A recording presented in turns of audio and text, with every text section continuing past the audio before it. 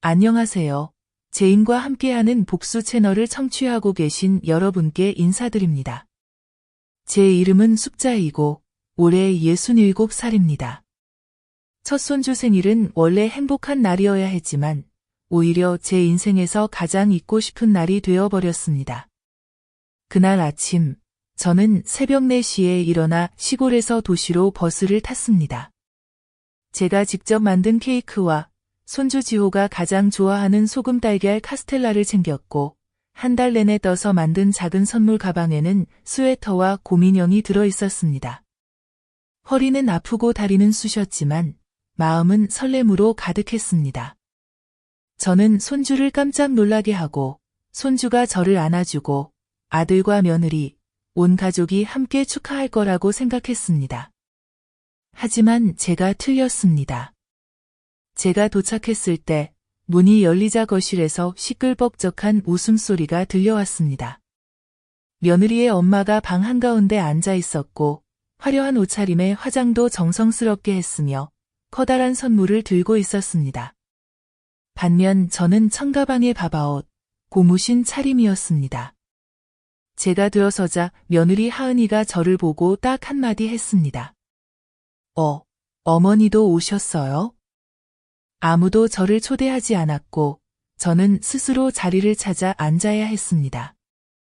아들 민재의 처가 쪽 아이들이 외할머니를 에워싸고 있었고 외할머니가 이야기를 하면 아이들은 크게 웃었습니다. 손주 지호도 외할머니 곁에 바짝 붙어 서 있었고 저를 쳐다보지도 않았습니다. 제가 지호야, 할머니 왔다 라고 말하자 아이는 돌아보며 고개를 끄덕이고는 곧바로 다시 돌아섰습니다. 그 순간 제 심장이 한 번 멎는 듯 했습니다. 그래도 괜찮다고, 아이니까 그럴 수 있다고 생각했지만 가슴 속에서는 서글픔이 조금씩 스며들기 시작했습니다. 제가 케이크를 꺼내려 했지만 며느리 하은이 다가와 조용히 말했습니다. 엄마, 케이크는 꺼내지 마세요. 저희가 이미 큰 거 주문했어요. 저는 어색하게 웃으며 응, 엄마도 알아 라고 했습니다. 저는 케이크를 안고 부엌 구석에 두었습니다. 아무도 신경 쓰지 않았습니다. 파티 시간이 되어 모두 2개의 테이블에 앉았습니다. 한 테이블은 외가 식구들로 가득했고 의자와 음료, 과일도 충분했습니다. 나머지 테이블에는 저와 동네 아이 셋이 앉았습니다. 제 가족임에도 불구하고 저는 이방인처럼 느껴졌습니다. 제가 닭고기를 집어 손주에게 주려 하자 아이는 고개를 저으며 다시 외할머니에게 달려갔습니다. 외할머니가 아이의 머리를 쓰다듬으며 크게 말했습니다. 외할머니가 어릴 때부터 널 키웠지, 그치? 저는 목이 메었습니다. 파티 도중 며느리 하은이 자기 엄마에게 말하는 소리가 들렸습니다. 엄마, 가운데 앉으세요. 사진 예쁘게 나오게. 타마, 사진 찍어줘. 저는 가족들이 외할머니를 둘러싸고 웃고 떠드는 모습을 봤습니다. 저도 사진에 나오고 싶어서 살짝 왼쪽으로 움직였지만 사진 찍는 손주가 손짓하며 말했습니다. 할머니, 저쪽으로 비켜주세요. 이 각도로 찍을 거예요. 저는 그 자리에 멈춰 섰습니다. 저는 사진에서 제외당했다는 걸 알았습니다. 손주 생일 사진에 저는 없었습니다. 저는 먼저 집에 돌아왔습니다. 아무도 저를 붙잡지 않았습니다. 긴 복도를 지나며 고무신 소리가 또렷이 들렸습니다. 문을 나서자 빗방울이 부슬부슬 내리기 시작했습니다. 우산도 가져오지 않았던 저는 처마 밑에 서서 가방에서 비닐 우비를 꺼내 머리를 가렸습니다. 마음을 다잡으며 저는 울지 않았습니다. 그저 무심코 말했습니다. 이제부터 엄마 필요 없어. 그리고 저는 떠났습니다. 케이크도 선물도 그대로였습니다. 오직 저만 마음이 산산조각이 났습니다. 다음 날 아침 저는 다시 시골집으로 돌아왔습니다. 지친 밤길을 달려 집에 도착하니 새벽 4시가 넘었습니다. 조용히 문을 열고 낡고 퀴퀴한 집안에 들어서니 패배자가 돌아온 듯한 기분이 들었습니다. 선물 가방과 케이크를 식탁 위에 올려두고 차가운 차 한 잔을 따라 단숨에 마셨습니다. 아무도 저를 찾지 않았고 부재중 전화도 없었습니다. 저 역시 기대하지 않았습니다. 하지만 일은 거기서 끝나지 않았습니다. 아침 8시 전화벨이 요란하게 울렸습니다. 아들 민재였습니다. 제가 평생을 바쳐 키운 아들입니다. 엄마 어디에요? 놀란 목소리였습니다. 집에 있어. 몇 초간 침묵이 흐른 뒤 떨리는 목소리로 말했습니다.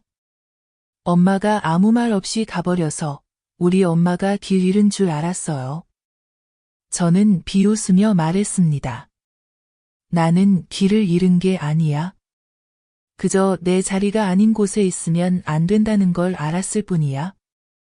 아들이 대답하기도 전에 전화를 끊었습니다. 10분쯤 후 집 초인종이 울렸습니다. 문을 열자 며느리 하은이 잠옷 차림으로 어제 가져간 케이크를 들고 서 있었습니다. 어머니, 죄송해요. 어젯밤에 쓰레기통을 뒤지다가 이 케이크를 봤어요. 어머니가 가져오신 건지 몰랐어요. 저는 케이크를 바라봤습니다. 아직도 손으로 직접 만든 크림이 그대로였고 삐뚤빼뚤하게 쓴 글씨도 남아 있었습니다. 지호야, 할머니가 사랑해. 저는 케이크를 받지 않았습니다. 그저 말했습니다. 가져가서 내 아들 주렴. 할머니는 이제 그런 자리에 있지 않을 거야? 며느리는 정말로 울었습니다. 저는 마음이 흔들리지 않았습니다. 점심 무렵 이웃이 찾아와 알려줬습니다. 하은이 시어머니 혜자 씨가 아침에 어지러워서 병원에 실려갔다더라. 저는 놀라지 않았습니다. 어제 그렇게 손주들 사이에서 복권이라도 맞은 듯 웃던 사람이 오늘 병이 난 것도 이상할 게 없었습니다. 저는 병문안 가지 않았습니다. 그저 조용히 마당을 쓸고 뒷마당에서 바나나 잎을 잘랐습니다. 저녁이 되어 손주 지호가 전화를 걸어왔습니다. 작은 목소리로 물었습니다. 할머니, 이제 지호 안 사랑해요? 저는 계단에 주저앉았습니다. 산들바람이 불어오고 저는 입술을 깨물어 피가 날 정도였지만 그래도 대답했습니다. 정은 있지만 정이 있다고 해서 무시당해도 된다는 뜻은 아니야, 지호야. 아이가 울었습니다. 저는 흐느끼는 소리를 들었습니다. 전화를 끊고 나서야 베개에 머리를 파묻고 제 눈물도 언제부터 흘렀는지 모를 정도였습니다. 그날 밤 저는 손편지를 써서 책상 서랍에 넣고 잠갔습니다. 민재, 하은, 그리고 시어머니께서 필요하실 때 읽을 수 있도록 남겨두었습니다. 편지에는 이렇게 썼습니다. 나는 할머니이지 가정부가 아니다. 나는 엄마이지 손님이 아니다. 나를 엄마로 여기지 못하겠으면 대답만 하는 척하지 마라. 언젠가 나를 필요로 하게 된다면 값싼 눈물 몇 방울이 아니라 행동으로 사과할 줄 알게 되었을 때 오라. 다음 날 아침 저는 일찍 일어나 짐을 싸서 버스 정류장으로 향했습니다. 국경 근처 절에 가서 한 달간 봉사할 생각이었습니다. 조용한 나날을 살고 싶었습니다. 문을 막 잠그려는데 골목 입구에서 민재가 헐레벌떡 달려오는 것이 보였습니다. 수염도 깎지 못하고 얼굴은 초췌하고 눈은 빨갰습니다. 엄마, 가지 마세요. 저는 가만히 있었습니다. 차갑게. 엄마, 제가 잘못한 거 알아요. 엄마가 저를 바르게 살라고 가르쳤는데 저는 거꾸로 했어요.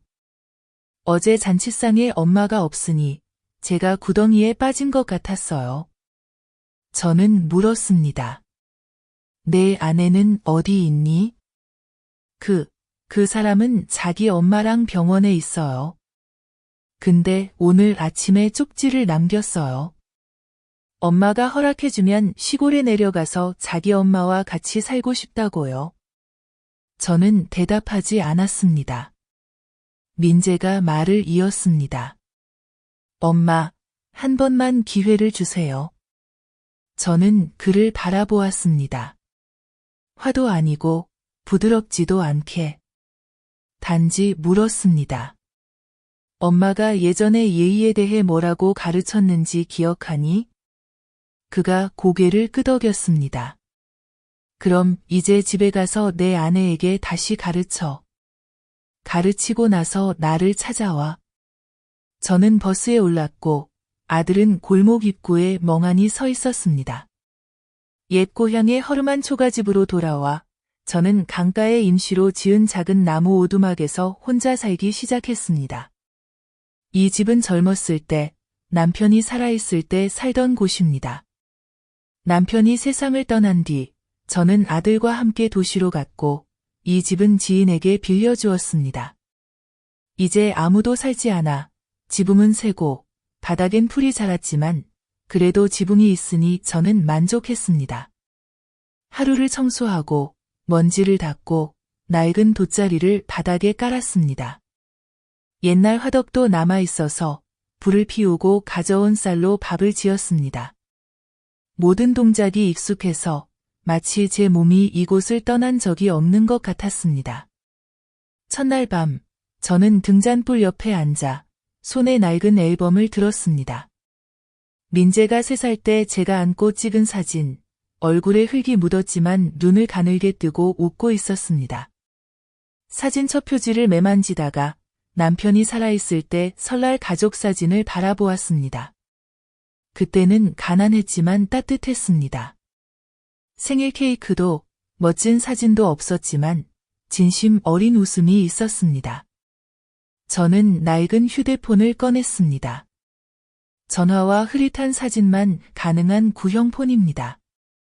메모장 기능을 열고 첫날 일기를 적기 시작했습니다. 1일차. 나는 도망치는 것이 아니다. 살아남기 위해 물러나는 것이다. 저는 돗자리 위에서 자고 낡은 얇은 이불을 덮었습니다. 밤은 이상하리만큼 고요했습니다. 손주의 쩌렁쩌렁한 웃음소리도 며느리의 잔소리도 없었습니다. 하지만 저는 마음이 편안했습니다. 수년 만에 처음으로 누군가에게 자리를 내주지 않고 혼자 누울 수 있었습니다. 다음 날 아침, 옛 이웃 순옥 할머니의 작은 배를 빌려 강으로 나가 모닝글로리를 땄습니다. 순옥 할머니는 저를 보고 깜짝 놀랐습니다. 어머, 숙자 할머니? 언제 오셨어요? 세상에, 왜 연락도 없이 오셨어요? 저는 웃으며 말했습니다. 다시 처음부터 시작하고 싶었어요. 진짜 저 자신으로 다시 살고 싶어서요. 순옥 할머니는 더 묻지 않았습니다. 단 한마디만 했습니다. 우리 집에 빈 땅이 있어요. 거기 가서 채소 심으세요. 임대료 필요 없어요. 저는 감동했습니다. 땅 때문이 아니라 세상엔 낯선 이들만 가득한 줄 알았는데 아직도 저를 가족처럼 기억하는 따뜻한 마음이 남아있다는 사실에 그날부터 저는 아침마다 장작을 패고 채소를 심고 오리를 놓아 기르고 밥을 지었습니다. 누구의 명령도 지시도 없었습니다. 오직 저와 저만이 있었습니다. 저녁이 되면 일기를 이어 썼습니다. 3일차. 혼자 있어도 외롭지 않다. 외로움은 함께 있어도 아무도 나를 보지 않을 때 느끼는 것이다. 7째 날, 순옥 할머니가 저를 마을장에 데려가자고 했습니다. 저는 모닝글로리 몇 단과 오리알을 조금 가져가 소금과 비누로 바꾸었습니다. 장터에서 우연히 옛날 제 임신을 돌봐줬던 간호사 미경 할머니를 만났습니다. 미경이 물었습니다. 손주는 어디 있어요? 왜 데리고 안 오셨어요?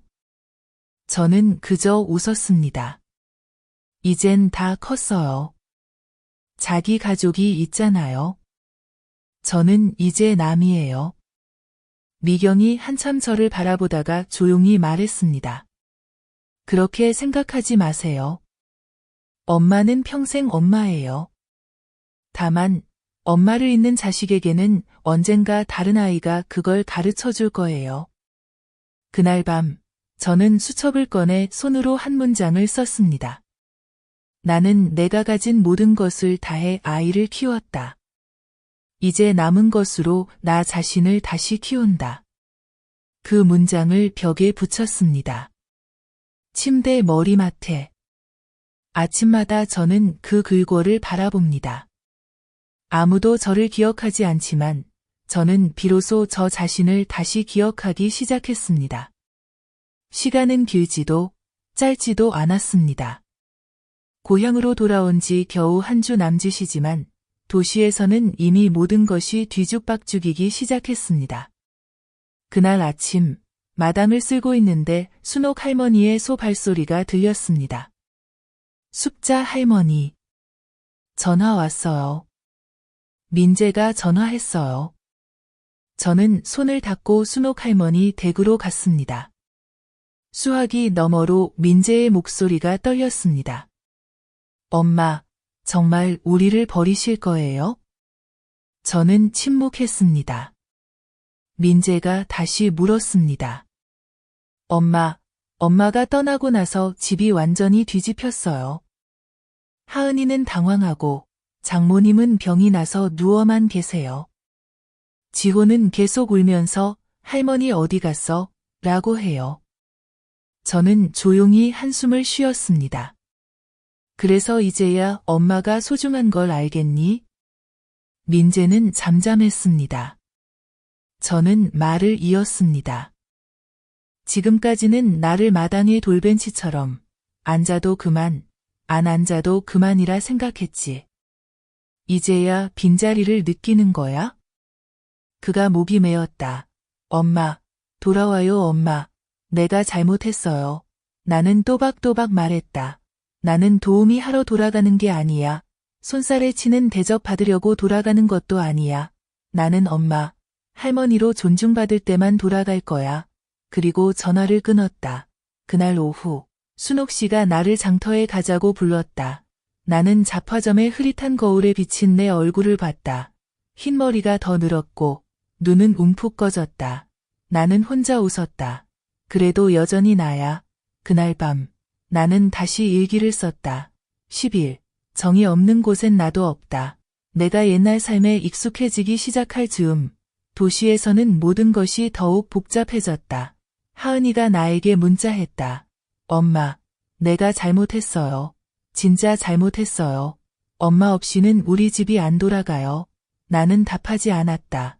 사흘 뒤, 누군가 내 집 문을 두드렸다. 민재였다. 그는 구겨진 셔츠를 입고 머리는 헝클어졌고 눈 밑은 시커멓게 꺼져 있었다. 그 뒤를 따라온 사람은 그의 장모, 내 며느리의 어머니였다. 나는 놀랐다. 아직 아무 말도 못했는데 그녀가 들어와 마당 한가운데 무릎을 꿇었다. 언니, 미안해요. 용서해 주세요. 나는 가만히 있었다. 가슴이 아렸지만 입은 차가웠다. 뭐가 잘못인지 아세요? 그녀는 울었다. 제가 언니를 언니 가족에서 밀어냈어요. 딸을 위한다고 했는데 오히려 언니를 짓밟았어요. 나는 다가가 그녀를 일으켜 세우지 않고 물었다. 이제 나더러 돌아와서 뭘 하라는 거죠? 그녀는 떨리는 목소리로 말했다. 언니가 주인 노릇 해주세요. 그 집의 진짜 주인은 언니예요. 나는 민재를 보았다. 너는 어떻게 생각하니? 그는 고개를 숙였다. 엄마, 돌아와 주세요. 이번엔 엄마가 모든 걸 결정하세요. 나는 그들을 오래 바라보다가 말했다. 돌아갈게. 하지만 예전처럼 살기 위해서가 아니라 내 가치를 지닌 사람으로 살기 위해서야. 나는 들어가서 옷 몇 벌, 일기장, 뜨개질실을 가방에 넣었다. 떠나기 전 일기에 마지막 줄을 썼다. 14일. 나는 돌아간다. 그들이 원해서가 아니라 내가 그들에게 내가 누구인지 알리고 싶어서. 나는 그 집에 우중충한 아침, 밤새 내린 비가 갠 뒤에 돌아왔다. 우리 집 대문은 예전 칠 그대로지만 이번에는 열려 있었다. 잠겨 있지 않았다. 무언가의 신호처럼 하은이가 문 앞에 서서 지호를 안고 있었다. 나를 똑바로 보지 못하고 조용히 말했다. 엄마, 들어오세요. 나는 들어갔다. 익숙한 냄새가 남아 있었다. 우유 냄새, 바람유 냄새, 어른과 아이가 섞인 냄새. 하지만 이제 더 이상 시끄러운 웃음소리도 무심하고 멀었던 분위기도 없었다. 장모는 소파에 앉아 있다가 내가 들어오자마자 일어섰다. 고개를 숙였다. 숙자 언니, 이제부터는 집안일에 관여하지 않겠습니다. 언니가 모든 권한을 가지세요. 죄송합니다. 나는 아무 말도 하지 않고 그녀를 바라보다 며느리에게 말했다. 엄마가 돌아왔어. 하지만 이번에는 더 이상 침묵하는 사람이 아니야. 하은이는 고개를 끄덕였다. 나는 한참을 바라보다 말했다. 방에 가서 정리해. 부엌은 엄마한테 맡겨. 그날 점심, 나는 특별한 요리를 하지 않았다. 그냥 생선 매운탕, 삶은 채소, 마늘 고추장만 차렸다. 가족 모두가 함께 식사했다. 숨막힐 정도로 고요했다. 내가 먼저 말을 꺼내며 숟가락을 3개 내려놓았다. 누가 나를 사랑하는 척할 필요 없어. 내가 필요한 건 존중이야. 민재가 고개를 끄덕였고 하은이는 훌쩍였다. 엄마, 내가 잘못했어요. 이제부터는 아무도 우리 집 일에 끼어들지 못하게 할게요. 나는 손가락으로 가리켰다. 오늘부터 이 집 모든 사람은 책임이 있어. 아무도 편하게 앉아 밥만 먹을 수 없어. 나는 종이에 분담표를 썼다. 누가 요리, 누가 정리, 누가 빨래, 누가 아이와 놀기. 장모도 맡은 일이 있었다. 매일 아침 화분에 물 주고 오후엔 1시간 아이 돌보기. 그녀는 종이를 보며 입을 열려 했지만 내가 먼저 막았다. 동의하면 있고 아니면 나가요. 그녀는 고개를 끄덕였다. 아무 말도 하지 않았다. 그날 밤 나는 지호의 방에 들어가 그와 함께 누웠다. 그의 손이 내 목을 감싸며 속삭였다. 할머니, 다시는 가지 마세요. 나는 그를 꼭 안았다. 그래, 약속할게. 하지만 내가 할머니를 아끼는 한에서만. 다음 날 아침 나는 5시에 일어나 마당을 정리하고 꽃에 물을 주고 가족을 위한 아침을 준비했다. 모두가 일어날 때쯤 밥상이 이미 차려져 있었다. 나는 식탁에 앉아 아무도 초대하지 않고 누구에게도 차를 따라주지 않았다. 민재는 마주 앉아 나를 뚫어지게 쳐다봤다. 엄마, 이제부터 엄마가 주인이에요. 나는 입꼬리만 올렸다. 엄마는 주인이 필요 없어. 이제 더 이상 그림자가 아니야. 하은이는 내게 죽을 가져오며 손이 조금 떨렸다. 엄마, 드세요. 어제 엄마가 하던 방식으로 다시 배워서 끓였어요. 나는 맛을 봤다. 아주 맛있진 않지만 따뜻했다. 괜찮네. 생강이 조금 부족하네. 그래도 지난번보단 나아. 나는 밥그릇을 보며 말했다. 그날 저녁 나는 가족을 불러 모아 회의를 열었다. 나는 탁자 위에 노트 한 권을 올렸다. 여기에 내가 참아온 10가지가 있다.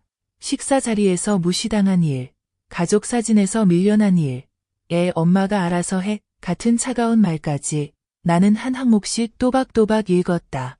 떨지 않고 울지 않았다. 모두가 침묵했다. 나는 다 읽고 노트를 덮고 일어섰다. 나를 엄마, 할머니로 생각한다면 제대로 살아. 아니면 나는 내 갈 길을 알지. 나는 방에 들어가 문을 잠갔다. 그날 밤 아무도 감히 말하지 않았다. 나는 알았다. 그들이 이제야 깨닫기 시작했다. 나는 더 이상 예전의 내가 아니라는 것을. 다음 날 아침 나는 아주 일찍 방에서 나왔다. 모두가 아직 졸리고 있었다. 나는 마당을 정리하고 물을 끓이고 식탁에 앉아 오래된 일기를 썼다.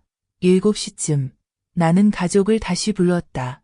이번엔 꾸짖으려는 게 아니라 계약서를 내밀기 위해서였다. 나는 종이 한 장을 탁자에 올리고 천천히 읽었다. 1조, 이 집에서 잘못한 사람은 반드시 사과해야 한다. 2조.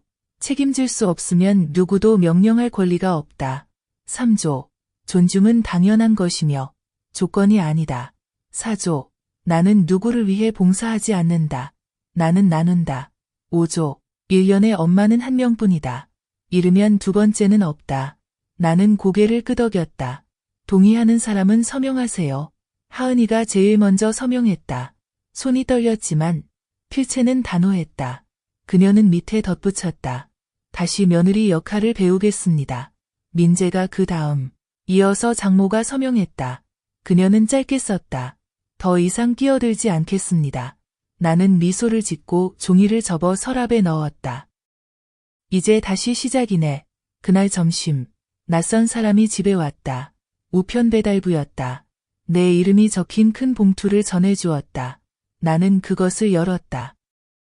안에는 나이든 농민들이 집에서 직업교육반을 열 수 있도록 지원하는 자선 프로그램에 합격했다는 통지서가 들어있었다. 몇 달 전 순옥 씨가 내 서류 접수와 프로그램 등록을 도와줬던 것이 생각났다. 노인은 아직 늙지 않았다는 프로그램이었다. 나는 시골 여성들에게 뜨개질을 가르치겠다고 신청했다. 가족들에게 말했다. 나 곧 수업 열 거야. 학생들은 다 가난한 이웃들이라 돈 안 받을 거야. 대신 이 집에서는 내가 조용히 일할 수 있게 해줘야 해. 하은이 물었다. 엄마 어디서 가르칠 건데? 나는 거실을 가리켰다. 집 한가운데. 아무도 내 학생들을 쫓아낼 권리 없어. 민재가 머리를 극적였다. 이건 엄마가 하세요. 우리는 안 끼어들게요. 그 다음 주 나는 거실을 손보고 중고시장에서 주워온 책상과 의자를 놓았다. 매일 저녁 대여섯 명의 동네 여성들이 와서 스웨터를 뜨고 모자를 뜨고 가방을 만들었다. 나보다 더 나이 든 할머니들도 있었는데 눈이 어둡고 손이 떨리지만 그래도 활짝 웃었다. 집안 아이들은 그 광경을 마치 외계인을 보는 듯 신기하게 바라봤다. 시어머니는 전에는 늘 묵묵히 설거지만 하시다가 이제는 여성들 사이에 앉아 모범적인 선생님처럼 웃으며 이야기를 나누었다. 하은도 종종 옆에 앉아 스카프 뜨는 법을 묻기 시작했다. 나는 말없이 실타래를 그의 손에 쥐어주었다. 어느 날 하은이 우는 것을 보았다. 큰일이 있어서가 아니라 코바늘을 잘못 떠서 풀리지 않고 내가 시킨 가방 샘플을 망쳐서였다. 나는 옆에 앉아 조용히 말했다. 누구나 배우면서 실수해. 하지만 실수하고도 고치지 않으면 그땐 배움을 멈춰야 해. 그는 눈물을 닦고 고개를 끄덕였다. 엄마, 처음부터 다시 가르쳐줘. 나는 그의 머리를 쓰다듬었다. 시집 온 날 이후 처음으로 그는 꾸중 때문이 아니라 진심으로 고개를 숙였다. 착하게 사는 법을 다시 배우고 싶어서였다. 그날 밤 나는 일기를 썼다. 21일 자존심은 남이 가르치면 아프지만 스스로 배우면 내 것이 된다. 나는 펜을 내려놓고 미소 지었다. 누구의 동정도 필요 없다. 나는 가족 모두에게 다시 시작하는 법을 가르치고 있다. 나는 하은의 친정엄마, 나의 사돈이 어느 날 먼저 나를 찾아올 줄은 몰랐다. 이번에는 비난하거나 빈정대기 위해서가 아니었다. 혼자 맨손에 민나드로 내 방 앞에 서서 한참 망설이다가 말했다. 숙자씨, 잠깐 말씀 좀 드려도 될까요? 나는 고개를 끄덕이고 의자를 당겼다. 그녀는 앉으며 더 이상 오만한 눈빛이 아니었다. 제가 잘못했어요. 저는 아이들을 위해 나서서 챙기는 게 맞다고 생각했어요. 제가 경험이 많으니까 결정할 권리가 있다고 생각했죠. 그런데 제가 끼어들수록 아이들이 더 망가졌어요. 진짜로 아이들에게 올바르게 사는 법을 가르친 건 숙자씨였어요. 나는 아무 말도 하지 않고 물 한 잔을 따라주었다.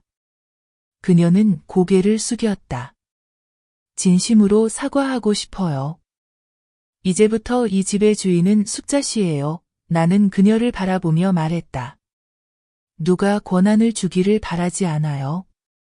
나는 내 힘으로 그걸 만들었으니까요. 그녀는 고개를 끄덕이며 어색하게 웃었다. 나는 강조했다. 정말로 내가 이 집에 있길 원한다면 배우는 사람처럼 살아야지.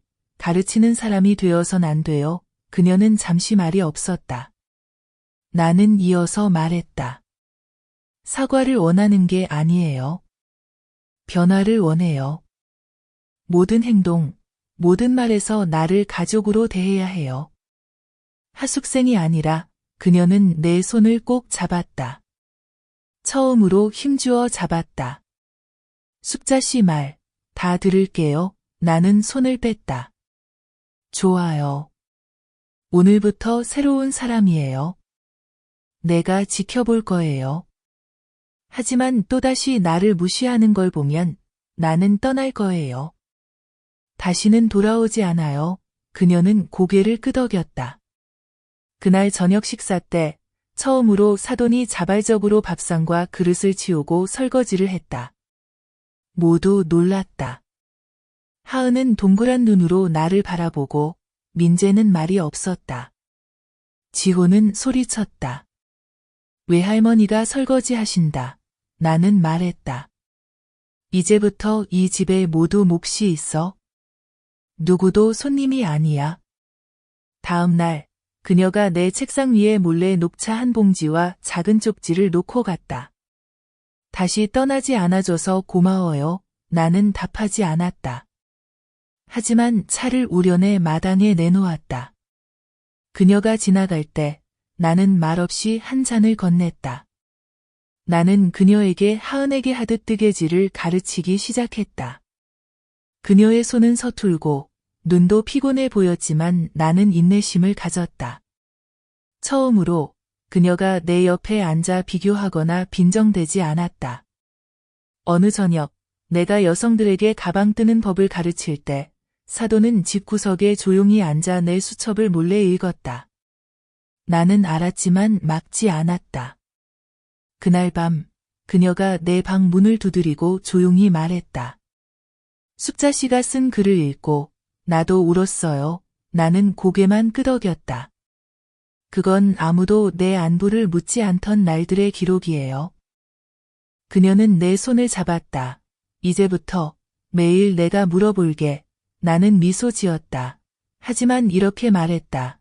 입으로만 묻는 건 의미 없어. 내가 더 이상 서러운 마음을 적지 않아도 되게 살아주는 것. 그게 진짜 사과야. 그 밤 나는 일기를 썼다.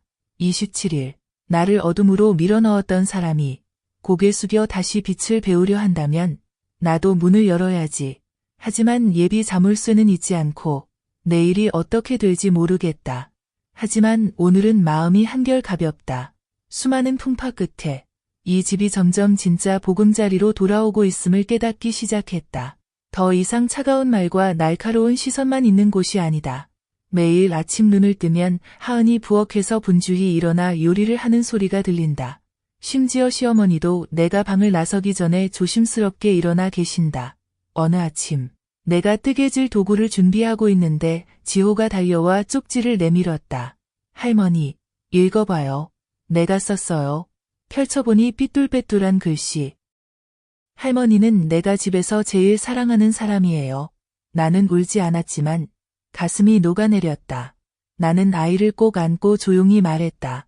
할머니가 약속할게. 항상 내 곁에 있을 거야. 하지만 너도 약속해야 해. 할머니가 옛날에 느꼈던 외로움을 다른 사람에게 느끼게 하면 안 돼. 아이는 고개를 끄덕이며 진지한 표정을 지었다.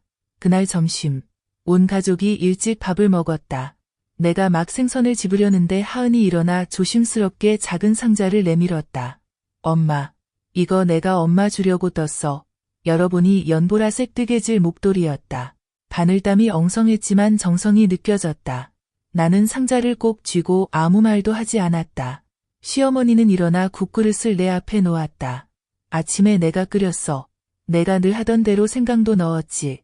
나는 시어머니를 힐끗 쳐다보았다. 지호 끝났어. 단 2마디였지만 시어머니 얼굴은 칭찬받은 아이처럼 환해졌다. 그날 오후 나는 소식을 들었다.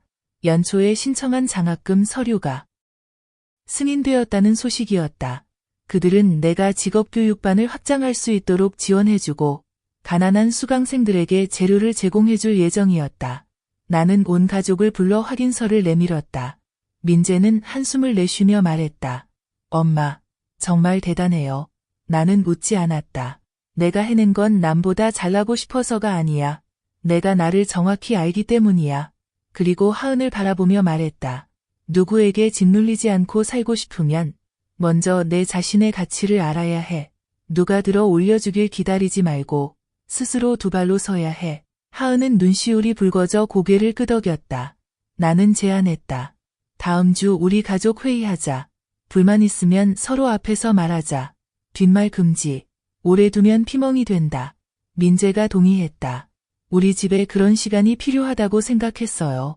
회의 전 나는 오래된 수첩을 정리하며 슬픈 기록을 지우고 대신 집이 평화롭기 위해 지켜야 할 10가지를 적었다. 진심으로 말하기, 빈정거리지 않기. 사과는 변명 없이, 경청은 끊지 않고, 함께하기, 미루지 않기, 조언은 비난 없이, 서로를 매일 새로운 눈으로 보기, 누가 더 많이 했는지 따지지 않기, 과거 잘못으로 이름 부르지 않기, 이기려고 들추지 않기, 가족을 룸메이트가 아닌 진짜 가족으로 여기기. 첫 가족 회의는 침묵으로 시작했다. 내가 먼저 말을 꺼냈다. 누구든 엄마를 남처럼 느낀 적 있으면 나와서 말해봐. 아무도 일어나지 않았지만 모두가 전과 다른 눈빛으로 나를 바라보았다. 시어머니가 먼저 입을 열었다. 나는 딸을 낳은 사람만 자식 걱정하는 줄 알았다. 이제는 아들 낳은 사람도 똑같이 아프다는 걸 안다. 하은이 이어 말했다. 나는 엄마가 고지식하다고 생각했었어. 지금 보니 내가 더 얕았어. 민재는 조용히 일어나 고개를 숙였다. 엄마, 죄송해요. 나는 말로 용서하지 않았다. 그냥 일어나 하은이 떠준 보라색 목도리를 꺼내 목에 둘렀다. 모두가 내가 그들을 받아들였음을 알았다. 그 밤, 나는 일기에 썼다. 34일, 용서는 있는 게 아니라 다시 떠올려도 아프지 않은 것. 첫 가족 회의 후, 집안 분위기는 정말 달라졌다. 나는 모두가 완벽해졌다고 착각하지 않는다. 하지만 적어도 서로를 더 따뜻한 시선으로 바라보기 시작했다. 어느 날 아침, 나는 온 가족을 일찍 깨웠다. 아무도 불평하지 않았다. 나는 마당에 돗자리를 펴고 나무 탁자 위에 수첩을 올려두고 말했다. 오늘 내가 지난 10년간 견뎌온 일들을 하나씩 들려줄 거야. 민재는 등을 곧게 펴고 하은은 손수건을 들었고 시어머니는 조용히 앉아 있었다. 나는 수첩을 펼쳐 한 줄 한 줄 크게 읽었다. 어느 날 며느리가 친구들 앞에서 우리 엄마 시골에서 올라와서 아무것도 몰라요라고 했다. 어느 날 사돈이 내 옷이 촌스럽다고 같이 앉기엔 안 어울린다고 했다. 어느 날 내가 밥을 지었는데 각자 따로 먹으며 엄마 음식은 목 넘기기 힘들다고 했다. 어느 날 손주 생일 사진에서 내가 밀려났다. 어느 날 내가 아파 누워 있어도 아무도 묻지 않았고 아무도 몰랐다. 어느 날 내가 집을 나가는데 아무도 붙잡지 않고 진짜 가세요? 라고만 했다. 어느 날 나는 모든 게 엉켰을 때만 내가 떠오른다는 걸 알았다. 한 줄 한 줄 읽을 때마다 훌쩍이는 소리가 들렸다. 나는 수첩을 덮고 천천히 말했다. 내가 이 얘기를 하는 건 미안하게 하려는 게 아니다. 모두가 알았으면 한다. 나는 더 이상 그림자가 아니다. 나는 엄마이고 할머니이고 아프고 슬퍼할 줄 아는 사람이자 이제는 내 자신을 되찾을 줄 아는 사람이다. 지호는 다 이해하지 못했지만 내 다리에 안겨 말했다. 할머니, 슬퍼하지 마세요. 내가 할머니를 사랑해요. 나는 몸을 숙여 아이의 머리를 쓰다듬었다. 할머니는 알아. 그걸로 충분해. 민재가 다가와 내 앞에 무릎을 꿇고 말했다. 엄마, 용서해 주세요. 다시는 엄마가 그런 일 겪지 않게 할게요. 하은은 눈물을 흘리며 일어나 수첩을 가져갔다. 이 수첩 내가 가질게요. 며느리로 다시 배우고 싶어요. 나는 고개를 끄덕였다. 시어머니는 여전히 조용히 앉아 있었다. 나는 시어머니를 바라보며 물었다.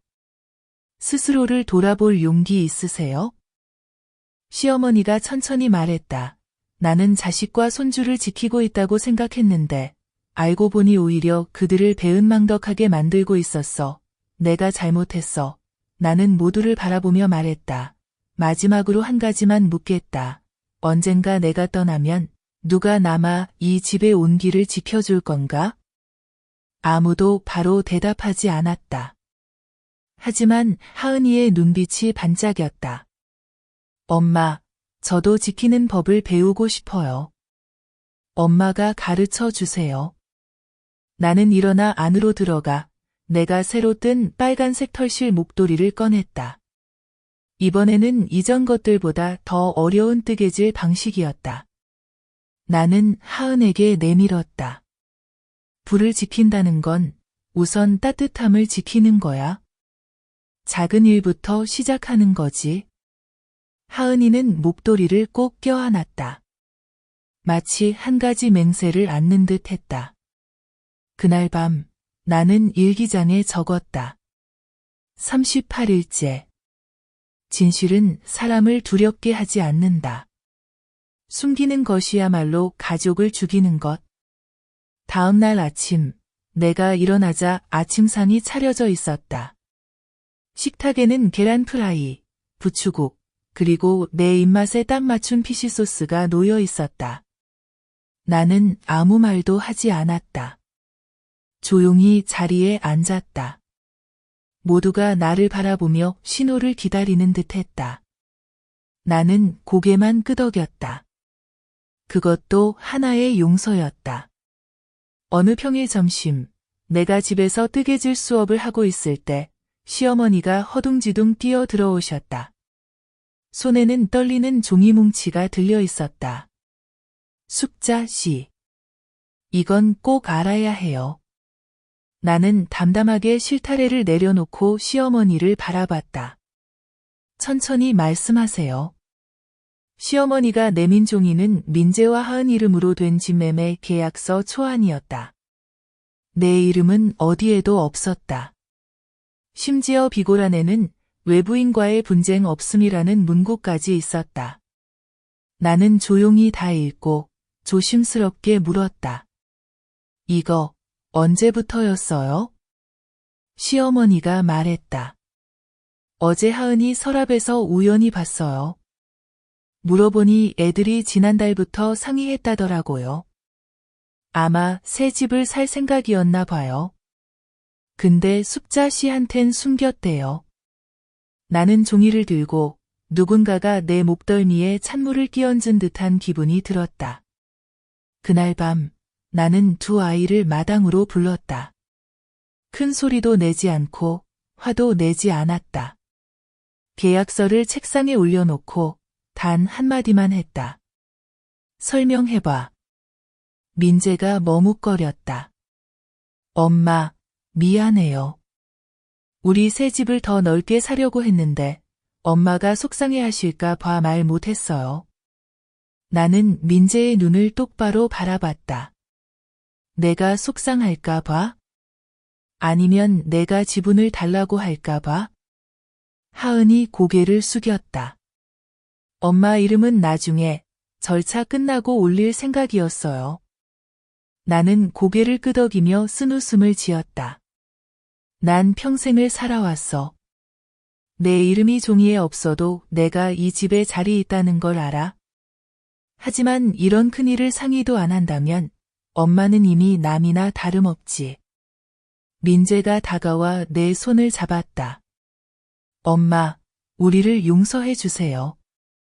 나는 손을 뿌리치며 차갑게 말했다. 이름 때문이 아니야. 신뢰가 짓밟힌 게 화나는 거야. 하은이는 울었다. 나를 안았다. 엄마, 우리가 정말 잘못했어요. 엄마가 늘 조용히 계셔서 엄마도 권리가 있다는 걸 잊고 있었어요. 나는 안아주지 않았다. 단호하게 말했다. 내일부터 나는 공증사무소에 가서 서류를 다시 만들 거야. 민재가 놀라 물었다. 엄마, 뭘 하시려는 거예요? 나는 또박또박 대답했다. 유언장을 쓸 거다. 내 재산은 내가 결정한다. 제대로 사는 사람만 손해보지 않아.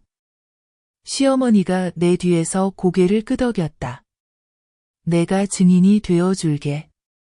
3일 뒤 나는 변호사와 함께 갔다. 아이들이 읽으면 충격받을 유언장을 썼다.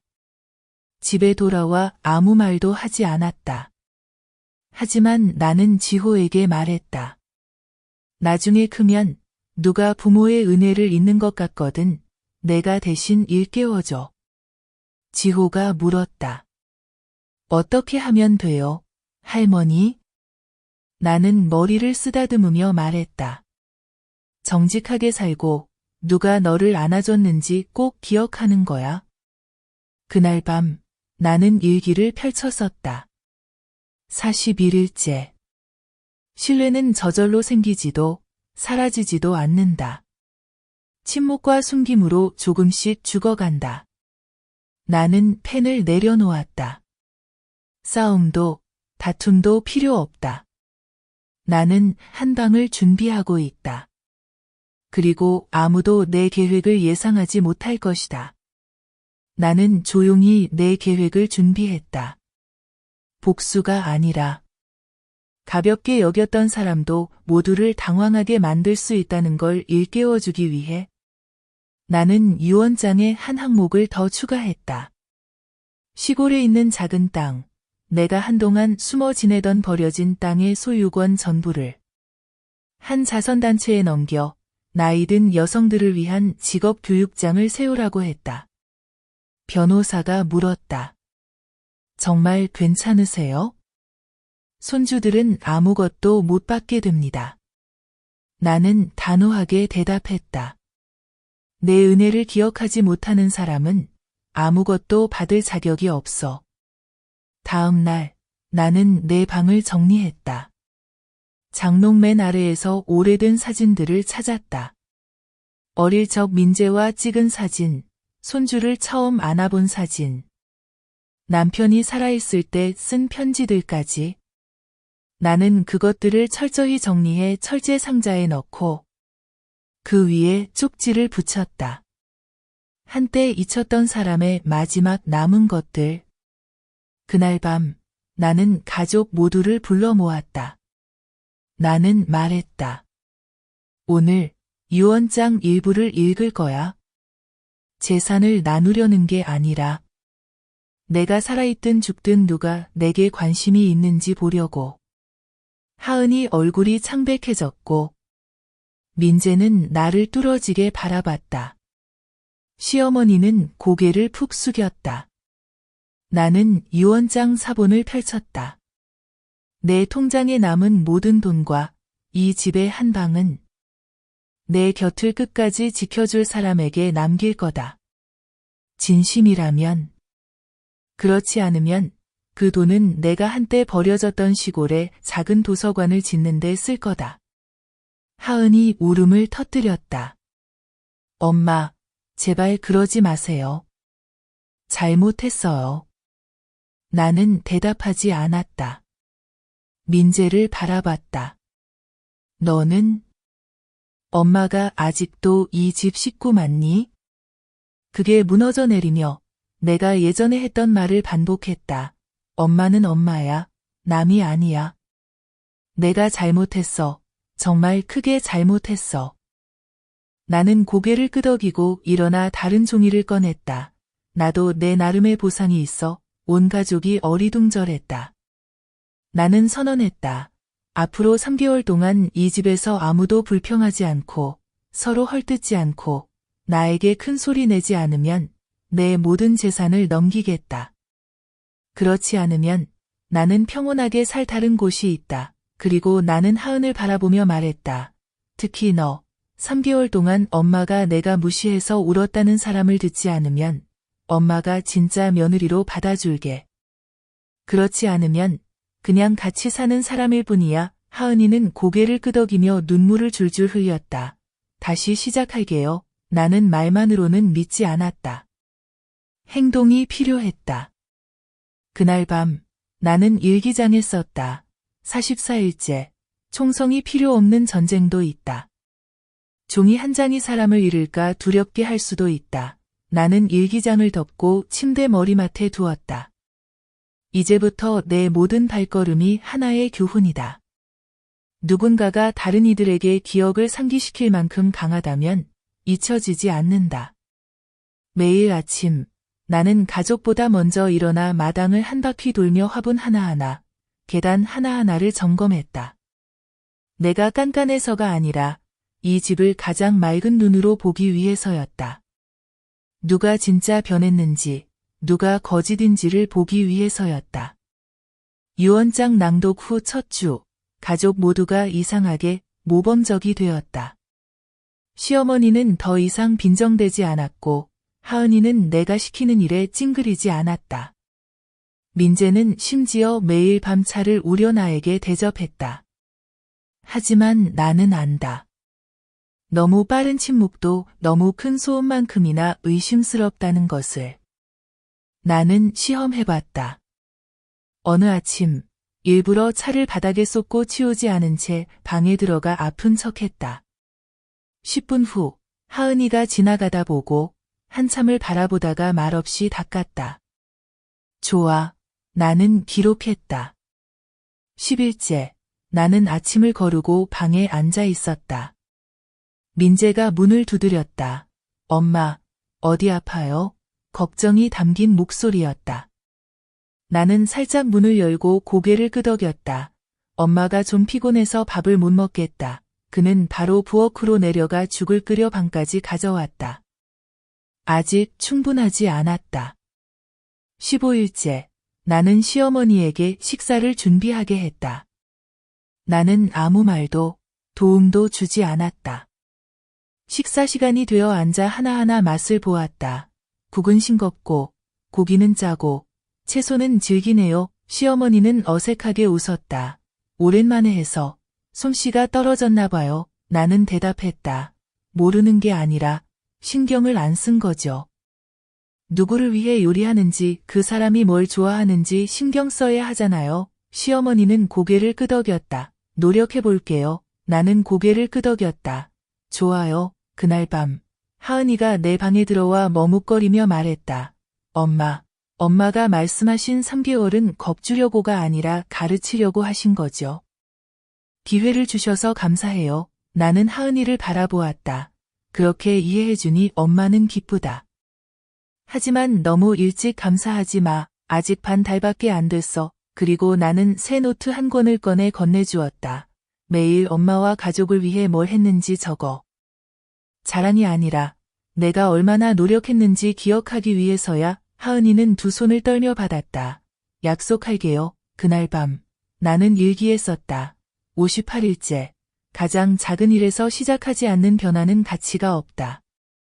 다음 날 아침 나는 하은이가 일찍 일어나 계단 난간을 닦는 것을 보았다. 민재는 늦잠 자지 않고 자전거를 타고 장을 보러 갔다. 시어머니는 빨래를 널면서 가끔 내 방을 힐끗힐끗 쳐다보았다. 마치 내가 나가서 점수를 매길까 기대하는 듯 했다. 나는 아무 말도 하지 않았다. 그냥 지나가다가 딱 1초 멈춰 고개를 살짝 끄덕였다. 그걸로 충분했다. 그들이 내가 보고 있다는 걸, 그리고 기억한다는 걸 알기에. 그날 오후 내가 뜨개질을 가르치고 있을 때 한 제자가 말했다. 숙자 선생님, 집이 왜 이렇게 즐거워요? 나는 웃었다. 그들은 몰라요. 하지만 지금 경쟁 중이에요. 제자가 따라 웃었다. 뭘로 경쟁하는데요? 나는 짧게 대답했다. 착한 사람이 되기 위한 경쟁이죠. 한 달의 마지막 어느 날 오후, 비가 부슬부슬 내렸다. 나는 방에 앉아 있다가 마당에서 급한 발소리를 들었다. 하은이가 봉투를 들고 뛰어왔다. 엄마. 우리 집에 동네 부녀회에서 칭찬 편지가 왔어요. 나는 미간을 찌푸렸다. 뭐 때문에 칭찬해? 하은이가 보여줬다. 내가 무료 직업 교육반을 열어 많은 중년 여성들이 수입을 얻고 우울증을 피할 수 있게 도운 데 대한 감사 편지와 함께 모범 어르신 시상식 초대장이 있었다. 나는 쓴웃음을 지었다. 그들은 이제야 봤지만 너희는 진작에 알아야 했지. 민재가 다가와 내 어깨를 잡았다. 엄마는 상 받을 자격이 있어요. 사회에서뿐 아니라 이 집에서도요. 나는 아무 말 없이 마당 앞난초를 바라보았다. 수년 만에 처음으로 보라색 꽃이 활짝 피었다. 그날 밤 시어머니가 내 옆에 앉아 조심스럽게 말했다. 예전엔 언니가 부엌일만 하는 사람인 줄 알았어요. 이제 보니 언니가 이 집을 다시 세운 사람이에요. 나는 미소 지었다. 계속 미안해할 필요는 없어요. 이 집이 다시 무너지지 않게 함께 지켜주면 돼요. 시어머니는 고개를 끄덕였다. 사흘 뒤 나는 시상식에 갔다. 연보라색 한복의 하은이가 직접 짠 목도리를 가볍게 둘렀다. 무대에서 내 이름이 불렸다.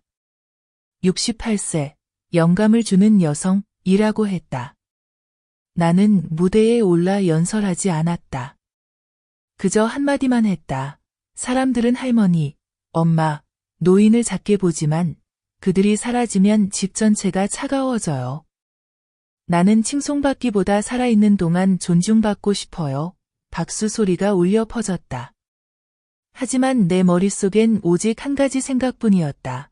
상 때문이 아니라 한때 바닥까지 무시당해봤기에 이제는 일어서는 법을 안다는 것. 집으로 돌아오는 길, 하은이가 택시에서 내 손을 잡았다. 엄마를 더 빨리 이해했으면 좋았을 텐데요. 나는 하은이의 손을 꼭 쥐었다. 늦게 이해해도 안 하는 것보단 나아. 하지만 이제 알았으면 제대로 살아야지. 그날 밤 나는 일기에 썼다. 63일째. 칭송은 완벽한 사람에게 주는 게 아니다. 한때 쓰러졌지만 결코 눕지 않은 사람에게 주는 것이다. 다음 날 아침 나는 상장을 부엌 벽에 걸었다. 자랑하려는 게 아니다. 누가 부엌에 들어와도 여기서 한때 부림받던 사람이 이제는 사회적으로 인정받는 사람이란 걸 보여주기 위해서다. 민재가 상장을 보고 아이에게 말했다. 지호야, 봤지? 할머니가 우리 집 영웅이야. 아이가 내 다리를 안고 활짝 웃었다. 할머니가 세상에서 제일 멋져요.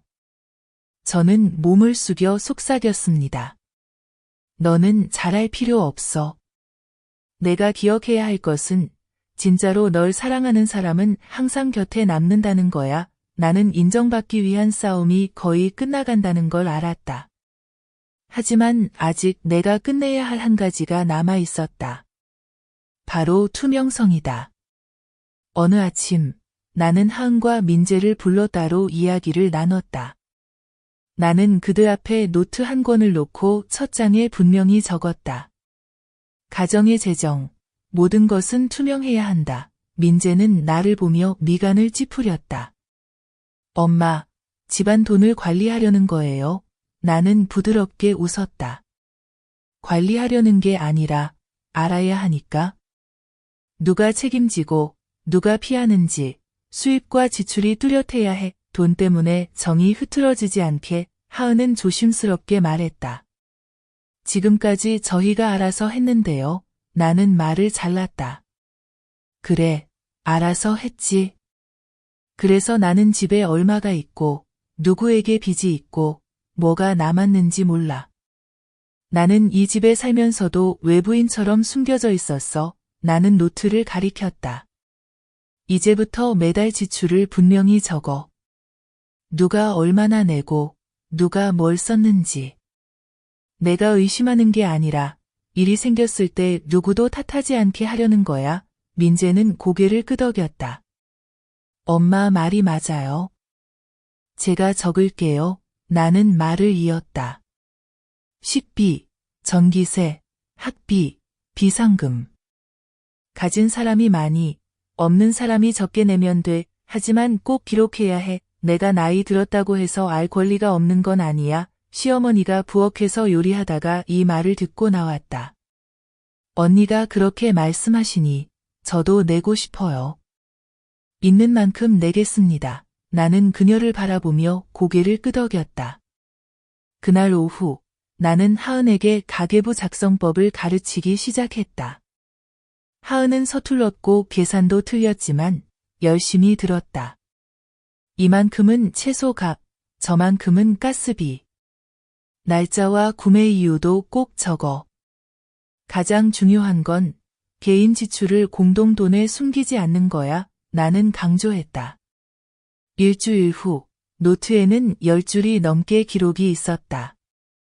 하은이 그것을 자랑스럽게 내밀었다. 엄마, 내가 적었어요. 나는 받아서 보았다. 약간의 실수는 있었지만 확실히 발전했다. 좋아. 틀리면 고치면 돼. 중요한 건 숨기지 않는 거야. 그날 밤 나는 작은 회의를 열었다. 우리 집은 예전엔 존중과 말, 인정이 부족해서 무너졌었지. 이제는 투명성 부족으로 또 무너지게 두지 말자. 민재가 손을 들었다. 엄마 걱정 마세요. 제가 본보기가 될게요. 나는 세 사람을 바라보며 말했다. 나는 부자가 되고 싶은 게 아니야. 내가 번 돈이 어디로 가는지 알고 싶을 뿐이야. 무슨 일이 생겨도 내가 탓받지 않게. 하은이 내 손을 잡았다. 엄마, 다시는 엄마가 남처럼 느끼지 않게 할게요. 나는 진지하게 말했다. 맹세를 지키지 못하면 두 번째 기회는 없어. 그날 밤 나는 일기에 썼다.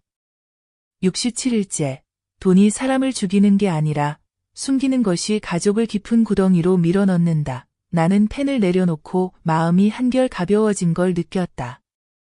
결국 나는 더 이상 내 집에서 모르는 사람이 아니었다. 다음 날 아침, 일어나 보니 냉장고에 작은 쪽지가 붙어 있었다.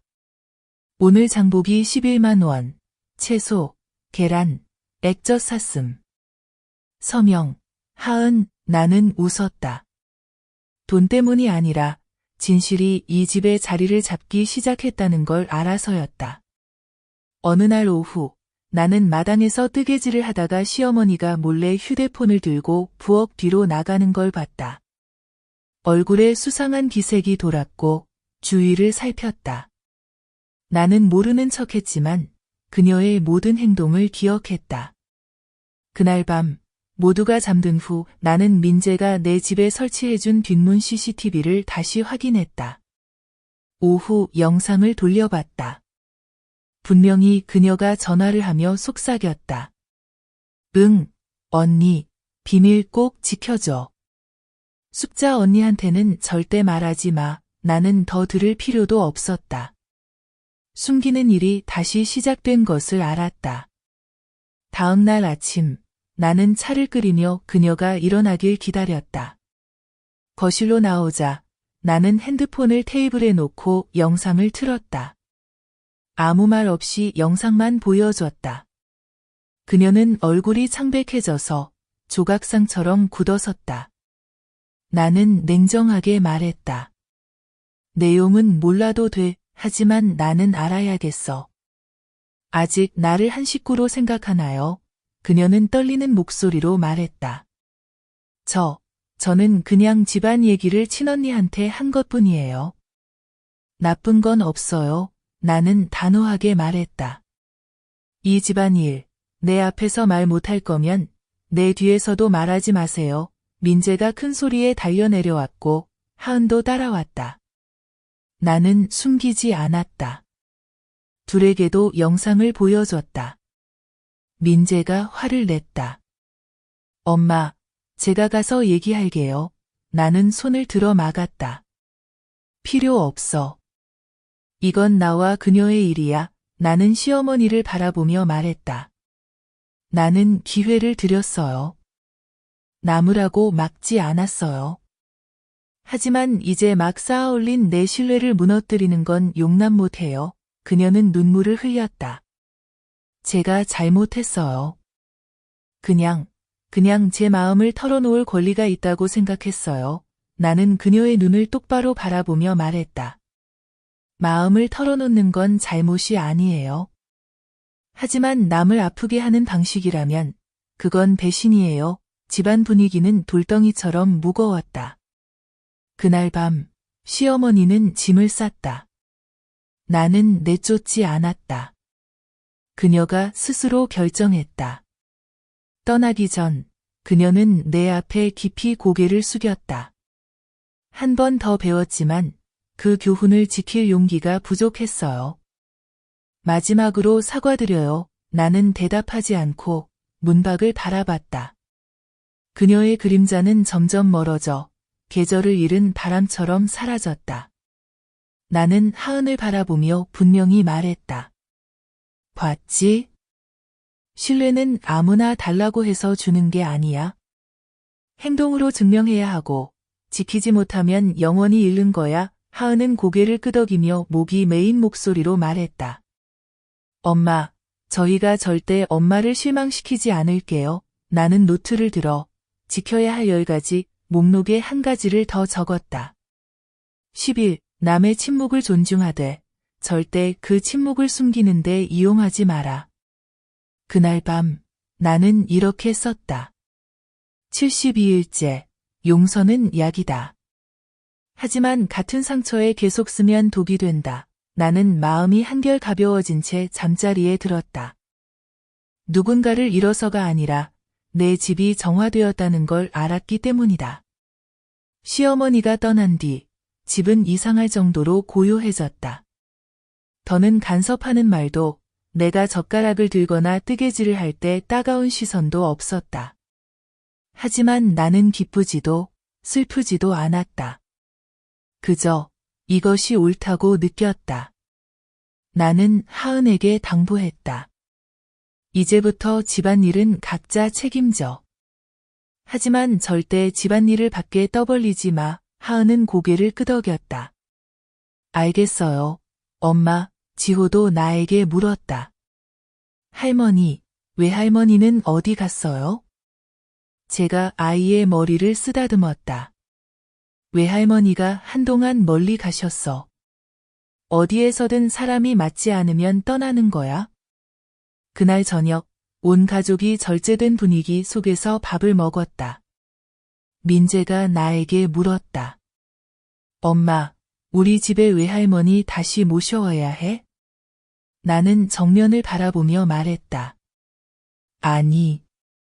집안에서 약속을 지키지 못한다면 아무도 데려올 자격이 없어. 스스로 자신이 잘못했음을 깨닫고 용기가 있다면 스스로 돌아와야 해. 하은이 한숨을 쉬며 눈이 촉촉해졌다. 엄마, 우리 집은 왜 이렇게 어려워? 나는 마음을 누그러뜨리지 않았다. 쉬었다면 오늘 같은 날은 없었을 거야. 가족은 저절로 평화로운 게 아니야. 가족은 매일매일 지켜야 하는 거야. 나는 다시 일기장에 글을 썼다. 75일째, 충분히 진심이 없는 관계는 붙잡아도 썩어갈 뿐이다. 이틀 후, 뜻밖의 일이 생겼다. 우편 배달부가 보낸 사람 없이 수포를 가져왔다. 안에는 오래된 사진 앨범과 손글씨 쪽지가 있었다. 약속을 지키지 못해 미안해요. 정말 멀리 가서 가족이 되는 법을 다시 배우고 올게요. 기회가 된다면 용서해 주시길 바랍니다. 엘. 나는 그 글씨가 시어머니 것임을 알아보았다. 앨범에는 시어머니와 어릴 적 민재, 그리고 멀리서 웃고 있는 나의 모습이 있었다. 항상 웃고 있지만 뒷모습만 찍혀 있었다. 나는 오랫동안 앉아 있다가 쪽지를 천천히 태웠다. 아무도 모르게. 앨범은 내가 간직했다. 나는 하은에게 말했다. 언젠가 그분이 돌아오면 이유를 묻지 마. 그냥 뭘 배웠어요? 라고만 물어. 대답이 내가 잘못했어요라면 그때 문을 열어줘. 그날 밤 나는 하은에게 팥죽 끓이는 법을 가르쳤다. 내가 시집와서 처음 끓였던 음식이다. 나는 말했다. 이건 단순한 음식이지만 생각하는 손, 들을 줄 아는 마음으로 만들어야 해. 그렇지 않으면 딱딱해져. 하은이 맛을 보더니 물었다. 엄마, 나 잘했어? 나는 조용히 고개를 끄덕였다. 그때 엄마보다 낫네. 하은이 웃었다. 엄마는 이제 집 떠나지 마. 나는 천천히 말했다. 언젠가 엄마가 떠난다면 누가 잘못해서가 아니라 엄마가 할 만큼 다 가르쳤다고 느껴서일 거야. 하은이 내 손을 잡았다. 그럼 내가 빨리 배울게. 엄마 안 떠나게. 나는 웃음이 났다. 수개월 만에 처음으로 눈물이 나지 않는 웃음을 지었다. 일주일 후 내가 아침 뜨개질 수업을 하고 있는데 낯선 여자가 대문 밖에 서 있었다. 회색 한복을 입고 천 가방을 들고 망설이는 눈빛이었다. 나는 나갔다. 누구 찾으세요? 그 여자가 고개를 숙였다. 혜자 씨의 옛 동창이에요. 숙자 씨가 수업을 연다고 해서 배우고 싶어서 왔어요. 나는 잠시 침묵했다. 이 사람은 분명 시어머니가 보낸 사람임을 알았다. 하지만 드러내지 않았다. 나는 물었다. 뜨개질 할 줄 아세요? 그 여자가 답했다. 아니요. 하지만 사과할 줄은 알아요. 나는 고개를 끄덕였다. 그럼 들어오세요. 여기선 뜨개질을 몰라도 돼요. 자신이 언제 잘못했는지만 알면 돼요. 그날 수업은 평소보다 천천히, 꼼꼼하게 진행했다. 분위기는 부드러웠고 아무도 우리 집 이야기를 묻지 않았다. 나는 그 여자가 모든 걸 시어머니에게 전할 걸 알았지만 막지 않았다.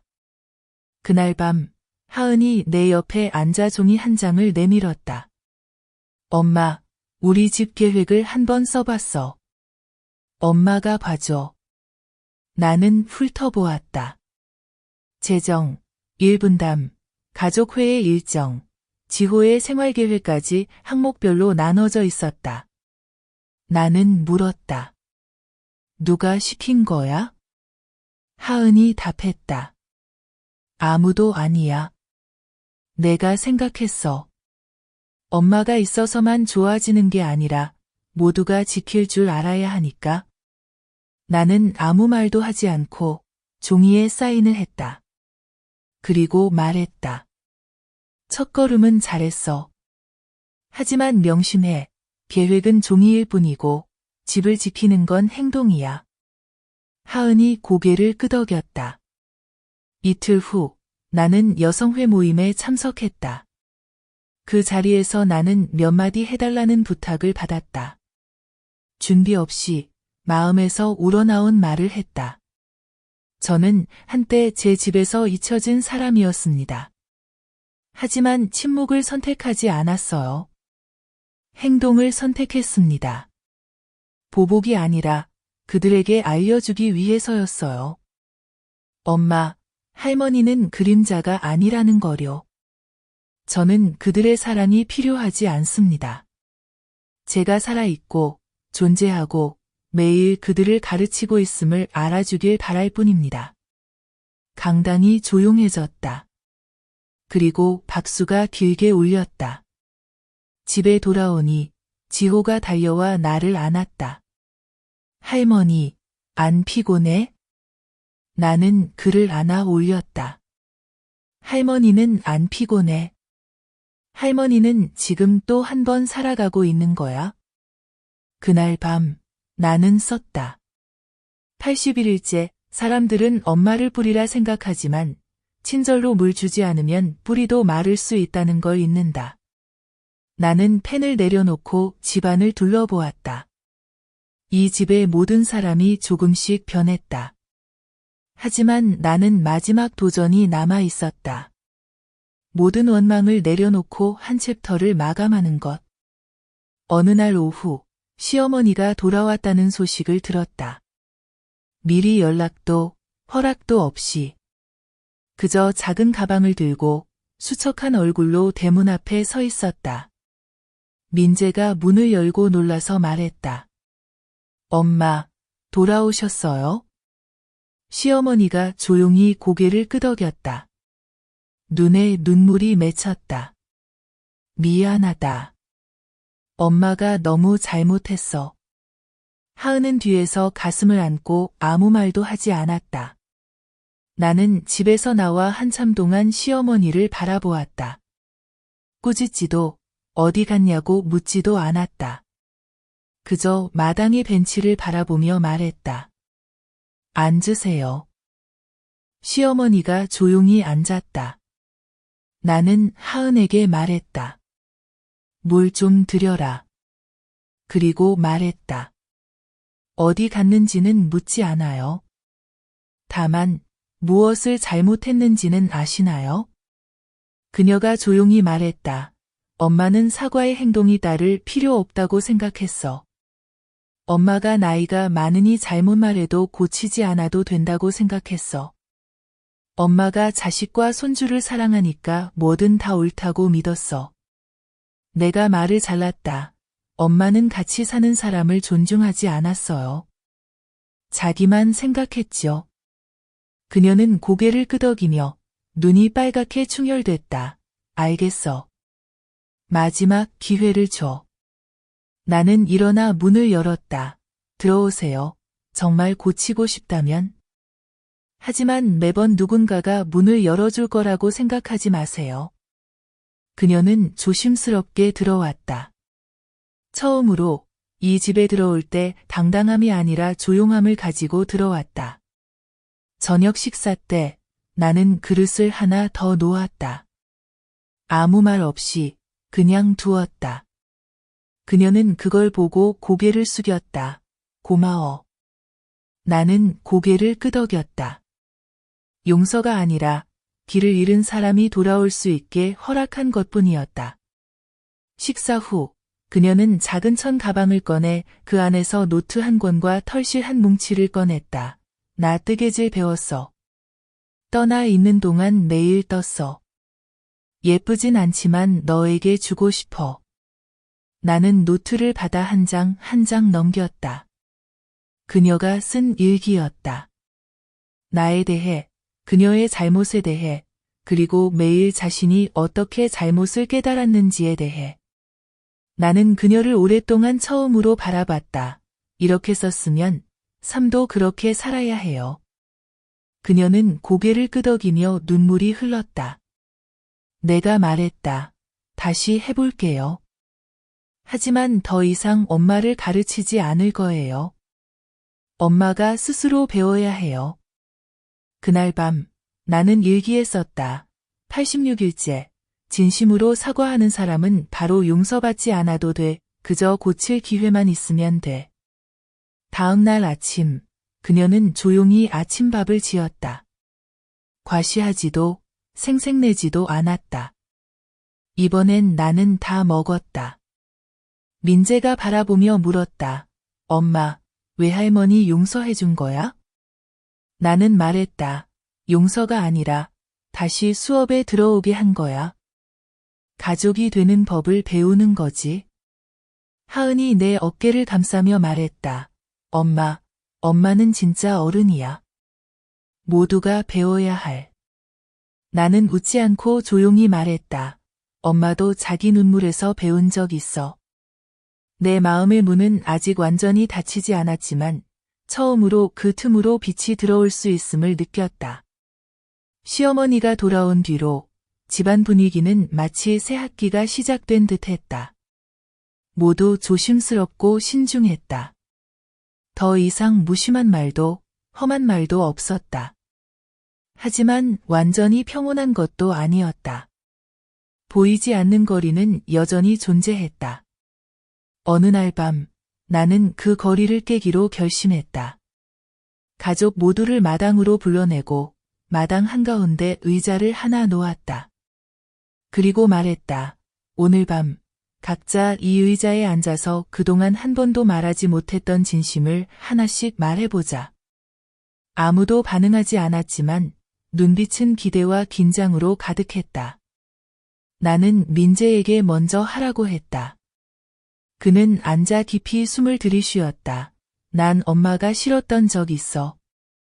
엄마가 항상 까다롭다고 생각했거든.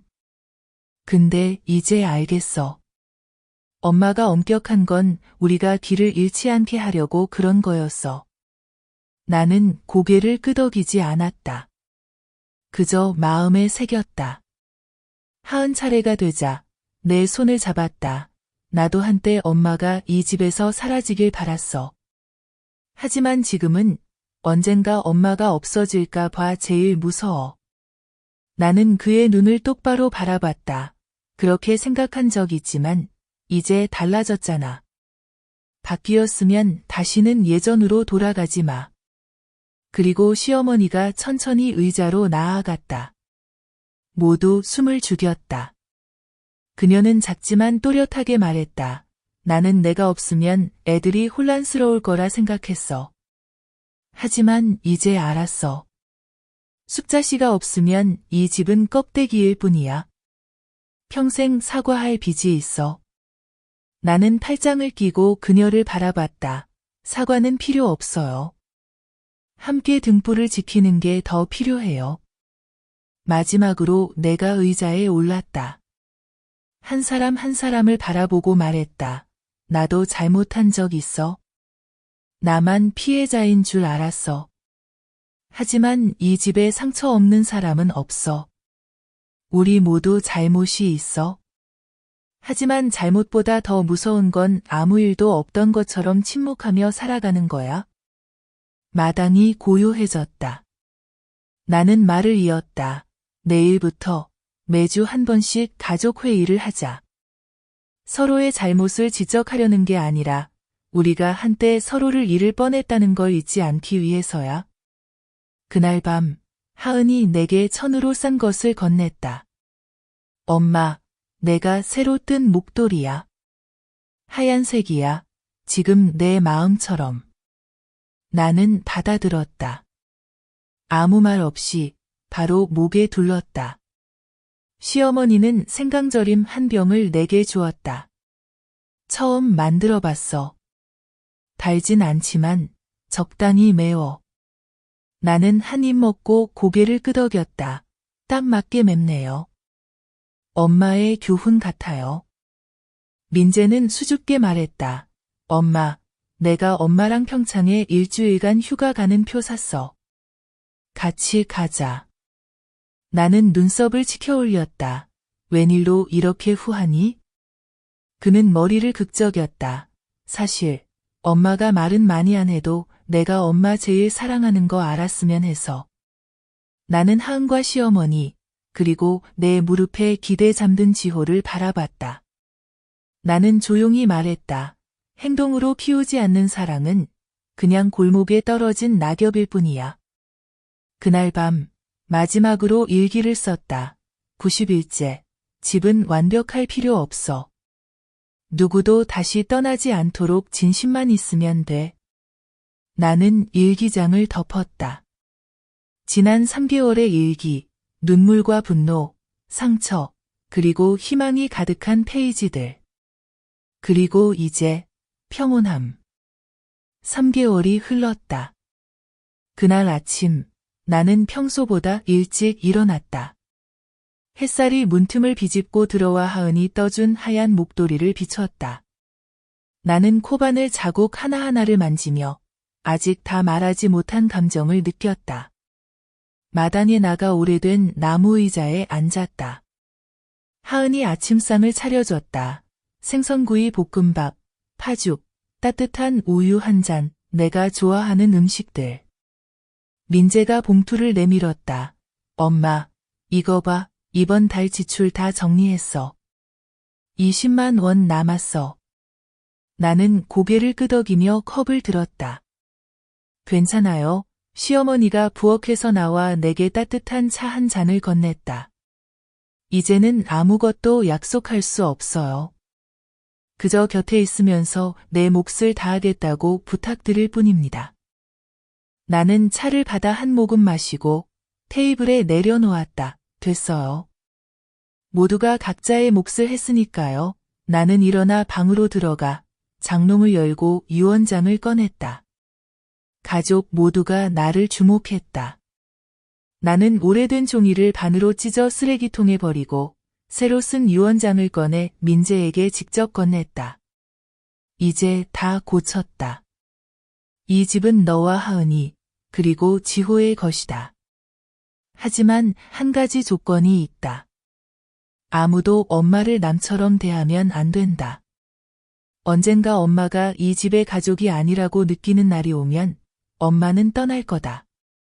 마지막으로 민재가 나를 꼭 안았다. 엄마, 가지 마세요. 저희는 이미 가장 큰 교훈을 배웠어요. 하은이 내 손을 잡았다. 완벽하다고 약속할 순 없지만 다시는 엄마를 울리지 않겠다고 약속해요. 나는 가족 모두를 바라보며 말했다. 좋아. 이제부터 각자 이 집의 열쇠 한 조각씩을 지니는 거야. 쇠로 된 열쇠가 아니라 행동으로. 그렇게만 한다면 집은 계속 남아 있을 거야. 저녁이 되어 나는 이번 시즌의 마지막 뜨개질 수업을 열었다. 제자들이 내게 식은 손의 불씨를 지켜주는 사람이라는 문구가 수놓인 액자 하나를 선물했다. 나는 그 액자를 상장 대신 집 한가운데 걸었다. 그날 밤 가족 모두가 잠든 뒤 나는 마당으로 나가 보리수나무 아래에 앉았다. 산들바람이 불고 달빛이 밝았다. 나는 하늘을 올려다보며 남편에게 속삭였다. 여보, 결국 내가 해냈어. 모범적인 시어머니가 아니라 일어나서 말하고 변화할 줄 아는 엄마가 되는 걸 아이들이 날 많이 사랑하지 않아도 좋아. 다만 나를 투명인간으로 만들지만 않으면 돼. 나는 집으로 들어가 하은의 방 앞을 지나며 살짝 문을 열었다. 하은과 민재가 손을 꼭 잡고 자고 있었다. 폭풍우를 지나 서로의 소중함을 다시 알게 된 부부 같았다. 나는 미소를 지으며 조용히 문을 닫았다. 마침내 집은 더 이상 내가 떠나고 싶은 곳이 아니었다. 오히려 매일 아침 깨어나 가족 한 명 한 명, 나를 잊었다고 생각했던 이들이 이제는 나를 붙잡으려 애쓰는 모습을 보고 싶은 곳이 되었다. 모든 것이 점차 제자리를 찾아갔다. 나는 더 이상 소리내어 상기시키지 않아도 되었고, 이 집에서 남처럼 여겨진다는 느낌도 사라졌다. 하은은 매일 밤 일기를 쓰며 내 입맛에 맞춘 요리를 해주었고, 민재는 무거운 짐을 들지 못하게 했다. 시어머니 또한 더 이상 내 뒤에 불편한 그림자가 아니라 매일 오후 나와 함께 차를 마시는 노년의 친구가 되었다. 나는 더 이상 매일 일기를 쓰지 않는다. 필요 없어서가 아니라 내가 쓴 모든 글귀가 이제는 가족의 눈빛, 말, 행동 속에 담겨 있기 때문이다. 조금 더 자란 지호는 매일 아침 나에게 할머니, 좋은 하루 보내세요 라고 인사한다. 그 한마디가 작지만 내가 여전히 여기 있고 바라봐지고 듣고 사랑받고 있음을 느끼기에 충분하다.